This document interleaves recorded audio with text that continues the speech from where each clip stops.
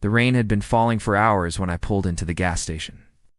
My headlights cut through the downpour, illuminating the flickering neon sign that read open 24 hours. I hadn't planned on stopping, but the storm had turned the highway into a river. My windshield wipers were losing the battle. Inside, the fluorescent lights buzzed like angry insects. The cashier, a tired-looking man in his 50s, barely glanced up from his phone as I grabbed a coffee and a bag of chips. Outside, the rain drummed harder, and I hesitated at the door. That's when I saw her, a woman standing beneath the awning, her face pale and gaunt, her soaked hair clinging to her shoulders. She wore a long, threadbare coat, the kind you'd find in a thrift store, and her hands trembled as she lit a cigarette. "Rough night," I said, nodding toward the storm. "You shouldn't smile. You shouldn't be out here." Her voice was hollow like wind through an empty pipe. I laughed nervously. "Tell me about it. Just trying to get home." "Home," she repeated, staring at the rain. "That's where they always go." Before I could ask what she meant, she flicked her cigarette into a puddle and walked away, disappearing around the corner of the building. I shrugged it off, just another stranger surviving the night. Back on the road, the storm worsened. My radio spat static, and I reached to turn it off. That's when I noticed the headlights in my rearview mirror. They'd been there for miles, keeping a steady distance. At first I thought it was a trucker, but as the road narrowed, the lights crept closer. My grip tightened on the wheel. Then my engine sputtered. The car lurched, coughing like it had swallowed glass. I barely managed to coast onto the shoulder before it died completely. The headlights behind me slowed, then stopped. A door slammed. "Don't panic. It's just someone offering help." I rolled down my window an inch. Rain slapped my face. "Are you okay?" A man's voice called. "Yeah, just stalled." "Pop the hood. I'll take a look." I hesitated, but the storm left me no choice. The man wore a baseball cap and a raincoat, his face shadowed. He tinkered with the engine while I sat rigid, watching the rain blur the windshield. "Try it now," he yelled over the downpour. The engine roared to life. Relief flooded me. "Thank you so much." When I turned to face him, he was gone. No footprints in the mud, no car. Just an empty road and the pounding rain. The rest of the drive was uneventful, but the encounter gnawed at me. By the time I reached my apartment, I was drenched and exhausted. I didn't notice the flicker of movement in the hallway mirror as I unlocked my door. Didn't hear the faint click of the deadbolt behind me. Sleep came in fits. Around 3 a.m., I woke to the sound of dripping water. Plink, plink, plink. I told myself it was the leaky faucet I'd been meaning to fix. But when I stumbled into the bathroom, the sink was dry. The sound came from the front door. A dark puddle spread across the floor. My heart hammered as I followed the trail. Outside my apartment, the hallway was empty, but the carpet squelched underfoot, soaked through. The elevator dinged faintly somewhere below. I should have called the cops. Instead, I grabbed a kitchen knife and crept downstairs. The lobby was silent, the security camera's red light blinking. Rainwater pooled beneath the mailboxes. And there on the wall, someone had scrawled 3 words in dripping black ink. "You're already home," the next morning. The super swore the cameras had glitched. "Storm messed with the power," he said. But when I played back the footage on my phone, a habit from my paranoid college days, I saw her. The woman from the gas station. She stood in the lobby at 2:47 a.m., her coat dripping onto the tiles, her head tilted slowly as if listening. Then she turned, staring directly into the camera, and raised a finger to her lips. The video cut to static. I moved out a week later. But sometimes when the rain picks up, I hear it, the plink, plink, plink of water hitting the floor. And I wonder if she's still following her footsteps silent, her breath cold against the back of my neck. After all, she warned me. "You shouldn't be out here." Super shrugged off the security footage as a glitch, but I knew better. I packed my things that same day, leaving the city behind for a sun-baked desert town where thunderstorms were as rare as kindness. For months, I slept with the lights on, jumping at every creak of the pipes. But the desert, with its cracked earth and endless sky, felt safe, dry, until the first cloud appeared. It was a single bruised purple blot on the horizon, swelling unnaturally fast. By dusk, Rain lashed the windows, and the power died. I told myself it was a coincidence monsoon season, nothing more, but then came the dripping. Plink, plink, plink. Not from the door this time, from the closet. I'd nailed it shut after moving in, a habit born of sleepless nights. Now, water seeped from beneath the door, black and oily, spreading across the floorboards. My hands shook as I pried the nails loose. The closet was empty, save for a single item hanging on the rod, a threadbare coat dripping wet. Her coat, I threw it into the desert, watching it vanish into the storm. But the next morning it was back in the closet, reeking of gasoline and damp earth. The call. The voicemail arrived at 3:14 a.m., and the number was blocked. "You can't leave the road," whispered a voice that wasn't quite human. "It's in you now, in your tires, in your mirrors." I smashed my phone, bought a burner, and changed my name. But the calls followed. Always during a storm. Always that same hollow rasp. "You're already home." My car broke down again last week, in the middle of nowhere, rain slicing sideways. The tow truck driver had a baseball cap and a grin too wide for his face. "Funny," he said, hooking up my car. "Helped a fella just like you about a year back.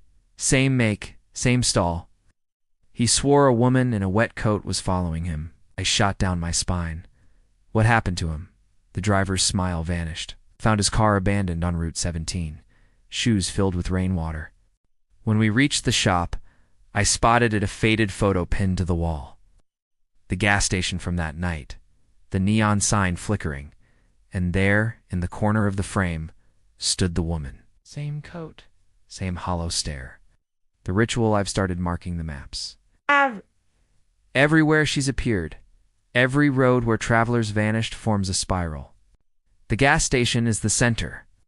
I'm driving there now, typing this on my phone because I finally understand. She's not chasing me. I'm chasing her. The storm worsens. My headlights reflect off a figure up ahead, a woman in a soaked coat, thumb outstretched. I won't stop this time. I'll slam the gas and let the wheels scream. But the road's flooded, and the car fishtails spinning into the ditch. When I crawl out, she's there. "Told you," she says, rainwater streaming from her hair. "You shouldn't be out here." The highway stretches empty behind her. No gas station, no tow truck, just the spiral, tightening. The end or the beginning? They'll find my car, I suppose. Shoes full of water, engine cold. But if you're reading this, listen, the road isn't a place. It's a throat, and she's not the ghost. You are. Every time you drive past a flickering neon sign, every time you glance in the rear view and see headlights that shouldn't be there, that's you haunting yourself. Over and over, she warned me. Now I'm warning you. I didn't stop for the woman on the highway. I pressed the gas until the engine screamed, tires hydroplaning over a blacktop that shouldn't exist.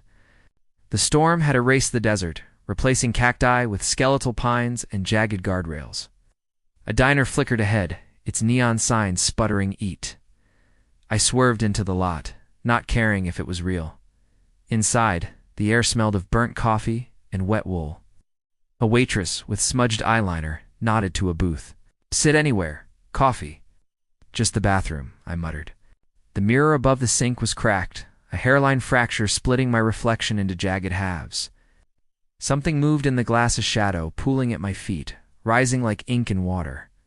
I stumbled back, but the floor was dry. When I looked again, words crawled across the mirror's surface, etched in fog. "She's in the back booth." The diner fell silent. Rain drummed on the roof. The waitress stood frozen, coffee pot suspended mid-pour.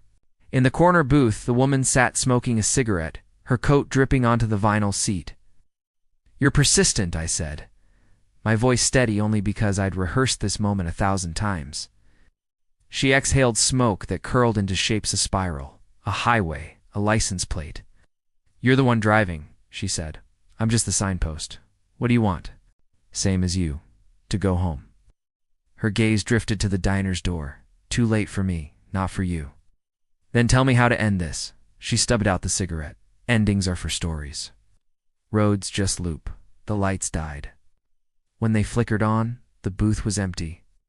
A puddle darkened the seat, and beneath it, carved into the table, "The spiral wants what you owe." The hitchhiker I drove until dawn, the storm fading to a mist that clung to the windshield like cobwebs. At a rest stop, I scrubbed the spiral symbol from my maps, then burned them in a trash can. The flames spat blue, and the air filled with the stink of petrol. That's when I saw him, the mechanic from the tow truck, leaning against a payphone. His cap shadowed his face, but his hands were bloated and pruned as if he'd been submerged for days. "You're not real," I said, backing toward the car. He laughed a wet gurgle. "Real as the road. Real as the debt." "What debt?" He asked for help. "I gave it now. She wants you to pay." He pointed to my car, checked the trunk. The lock clicked open before I touched it. Inside lay a pile of soaked shoe sneakers, loafers, tiny sandals all filled to the brim with rainwater. "Yours'll be next," he said. "Unless you feed the spiral." "Feed it what?" But he was already walking away, dissolving into the mist. The radio, I didn't sleep. I drove. The radio spat voices between static. "Found another one last night. Car abandoned near the old gas station. The police say the driver's shoes were collar. Are you still there? You mentioned a woman in a wrong turn? Oh God, I think I'm on the same road as that guy from the news. The one who I switched it off, too late." The static seeped into my skull, buzzing like the gas station fluorescence. By nightfall, I recognized the landmarks, rusted billboards, and a collapsed barn. I was circling back. To her, the gas station, there it was. The flickering open 24 hours sign, the rain sheeting sideways. Didn't stop. But the car stalled anyway, the engine dying with a sigh. She stood beneath the awning, lighting a fresh cigarette. "It took you long enough. Let me go," I pleaded. "You let yourself in." She nodded to the passenger seat. "Now, give them a ride." The door creaked open. Cold air rushed in, thick with the smell of wet earth. Shapes filled the back seat, a hitchhiker with waterlogged jeans, a child humming a nursery rhyme, the mechanic's bloated hands gripping the headrest. "What are they?" I whispered. "What you'll be," she said, "unless you find a new voice. Someone to take your place." The engine roared to life. The wheel turned on its own, pulling us onto the highway. In the rear view, their eyes glinted like wet stones. The choice were parked at the diner again. The waitress leans in my window, her namatag tarnished. "Coffee, sir." Behind her, a family piles into an SUV, laughing about beating the storm. The woman's cigarette glows in the shadows. "Well," she says. The waitress's hand brushes mine as she hands me a menu. "Alive, alive. All I have to do is say yes." "Epilogue, they'll write about you." Another vanished traveler. Another pair of shoes was left behind. "But I know the truth. You're still out there, somewhere in the spiral." Your voice crackling through radio static, your face blurred in gas station photos. And when the rain picks up, I hear you plink, plink, plink. You're warning the next one. You're home. The return to the gas station, the highway stretched endlessly, rain hammering the roof like a funeral march. My hands clenched the steering wheel, knuckles white, as the gas station's neon sign flickered into view, open 24 hours. The spiral on my maps had led me here, back to where it all began. The woman's words hissed in my mind. Roads just loop. I parked beneath the awning, the same spot where she'd stood that first night. The rain slowed, as if holding its breath. The door to the convenience store creaked open, though no one stood there. Inside, the fluorescent lights buzzed louder, angrier. The cashier's stool was empty, his phone abandoned on the counter, the screen cracked and dark. A cigarette glowed in the shadows outside. She stepped into the light, her coat heavier now, soaked through with decades of rain. Her eyes were hollow, not with malice, but exhaustion. "You finally understand," she said, voice like wind through a graveyard. "I don't want to understand," I spat. "I want out." She laughed, a sound like ice cracking. "The road doesn't end. It consumes." She flicked ash into a puddle, the embers hissing. "You've met the others? The mechanic? The hitchhiker?" "They're echoes. But you're still solid, still real." "That's why she chose you." "She? Who's she?" The woman's gaze drifted to the storm. "The road has a heart, a hungering thing. Ow. It needs voices to lure the lost, to keep the spiral fed. I was its voice once. Now it wants a new tongue.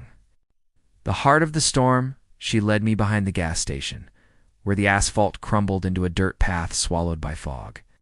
The rain here fell upward, droplets spiraling into the sky. My shoes sank into mud that whispered with 1,000 voices. "Keep walking," she said. "See what you're part of." The fog parted. Ahead loomed a massive tree, its trunk twisted into the shape of a screaming face, roots knotting like veins. Beneath it lay a pool of black water, its surface reflecting not the sky, but endless highways, gas stations, and flickering headlights. "The first road," the woman said, "where the hunger began." Shadows writhed in the water figures trapped mid-scream, their hands pressed to the surface. Among them, the mechanic grinned, his rotted fingers clawing at nothing. The hitchhiker floated pale and lifeless, shoes overflowing. "They're the fuel," she said. "But the hunger grows. It needs a keeper, a shepherd." She turned to me. "You've run long enough." The ground trembled. Tree's mouth yawned open, revealing a tunnel of wet, splintered wood. Inside, something pulsed a heartbeat, slow and deafening. "Enter," the woman said, "and the road will spare you. Refuse, and you'll drown with the rest." Rain slithered down my neck. I thought of the diner waitress's warm hand and the family laughing in the SUV. All I had to do was lead others here, to trade their lives for mine. "What if I won't?" she smiled sadly. "Then you'll join the chorus." The pool churned. The shadows surged, hands breaking the surface, grabbing my ankles. Their touch burned with cold. The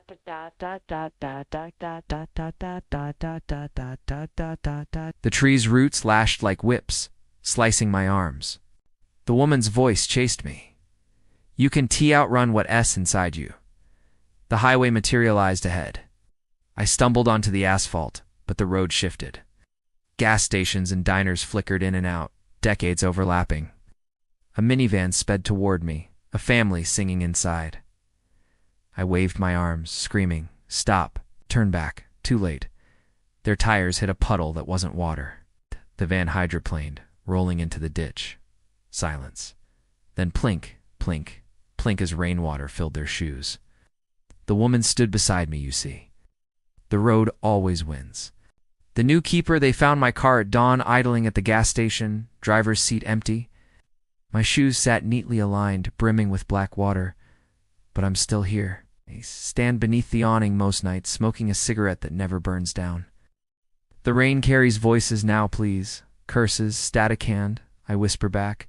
You shouldn't be out here. Sometimes a traveler hesitates, eyes lingering too long. I let them go. For now. Hunger gnaws, but I resist. Though the tree's heartbeat grows louder, the rain tastes like gasoline. Epilogue. Next time you're driving alone at night, a storm is brewing, and you see a flickering neon sign, keep going. But if you stop, if you hear dripping water, check your shoes, and know this: the road remembers. The road waits. I settled in a small mountain town 2 states away, where the weather app swore annual rainfall was half the national average. My new apartment was a cramped studio above a dusty bookstore, its windows facing a pine-forested slope instead of a rain-slicked highway. For weeks, the skies stayed clear. I told myself the thing was bound to the storm, that distance and dry air would keep her at bay. But the nightmares didn't stop. In them, I stood in the gas station parking lot, the rain replaced by a thick, cloying mist. The woman's cigarette glowed like a dying star as she whispered, "You brought it with you." Every time I'd wake to the sound of dripping water, only to find the sink bone dry and the floors pristine. Then the rains returned. The first storm hit in October. I was shelving books at the store when the downpour began, fat droplets slapping the windows like impatient hands. My boss, Mrs. Harlow, frowned at the sky. Radar said sunny all week. That night, the nightmares worsened. The woman stood at the foot of my bed, her coat pooling black water onto the floor. "You can't outrun the road," she hissed. When I jolted awake, the room reeked of wet earth and gasoline. The next morning, I drove to the town's tiny library, its archives stuffed with yellowed newspapers and local lore. The librarian, an elderly woman with a name tag reading Agnes, raised an eyebrow when I asked about storms and disappearances. "You're not the first to come asking," she said, leading me to a microfiche machine. "There's stories, travelers caught in the rain, folks who vanished off highways, always during a storm." The articles were brief, buried in back pages. 1967. A trucker reports a ghost woman on Route 17 before his rig careens into a ravine. 1983. Hiker found dead in national forest, shoes filled with rainwater, no signs of exposure. 2005. Entire family disappears from roadside motel. Security footage shows flooded hallways, static. And then, a photo from 1972, a gas station eerily similar to the one I'd stopped at that night. Behind the cashier, blurred but unmistakable, stood a pale figure in a threadbare coat. I started carrying a pocket knife and a flashlight with me everywhere. The paranoia was a live wire buzzing beneath my skin. When the second storm hit, I was ready, or so I thought. Driving home from work, my headlights caught a figure on the roadside. A teenage girl, thumb out, soaked to the bone. Her denim jacket clung to her shoulders, and her hair hung in dark ropes. Something primal screamed in my head. "Don't stop." But guilt gnawed at me. What if she was real? What if she died because I left her? I pulled over. "Where are you headed?" I asked, rolling down the window just enough to hear. "Anywhere but here," she said, her voice trembling. Up close, she couldn't have been older than 17. Against every instinct, I unlocked the door. She slid into the passenger seat, dripping water onto the upholstery. The car smelled suddenly of mildew, like a basement left to rot. "Thanks," she said. "I've been walking forever." "What's your name?" She hesitated. "Lena." We drove in silence until she pointed to a dirt road ahead. "Turn here." My house is just through the trees. The road narrowed, swallowed by pines. My phone's GPS flickered and then died. "Stop the car," Lena said suddenly. I slammed on the brakes. She turned to me, her face sallow in the dashboard light. "You need to listen. She's not what you think. She's not one, she's many. The rain, the roads, are her veins. And you're in them now." Before I could speak, she vomited a torrent of black water onto the floorboards. I screamed, scrambling out of the car. When I looked back, the passenger seat was empty. Only a puddle remained, swirling with oily rainbows. The final storm came on a moonless night. I'd barricaded the door, hung salt across the windowsills, and slept with every light blazing.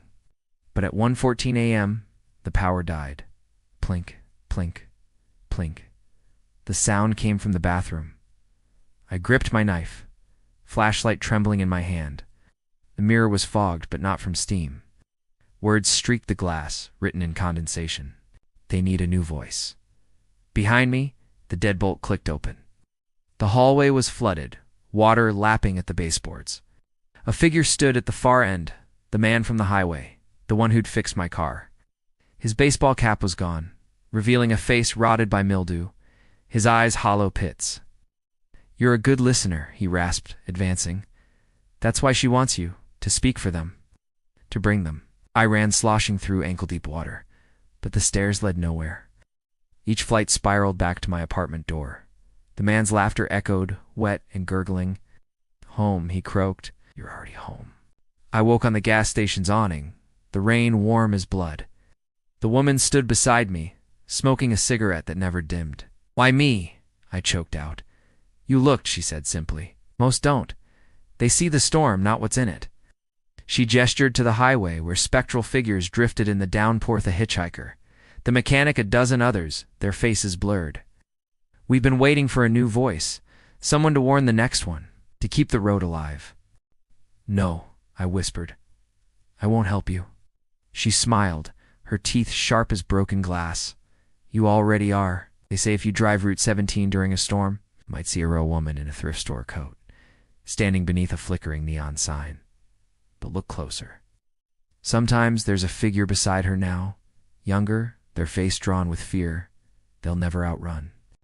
And if you roll down your window just an inch, you'll hear them whisper, 'You shouldn't be out here. The engine will stall. The headlights will die. The rain will carry their voices forever.'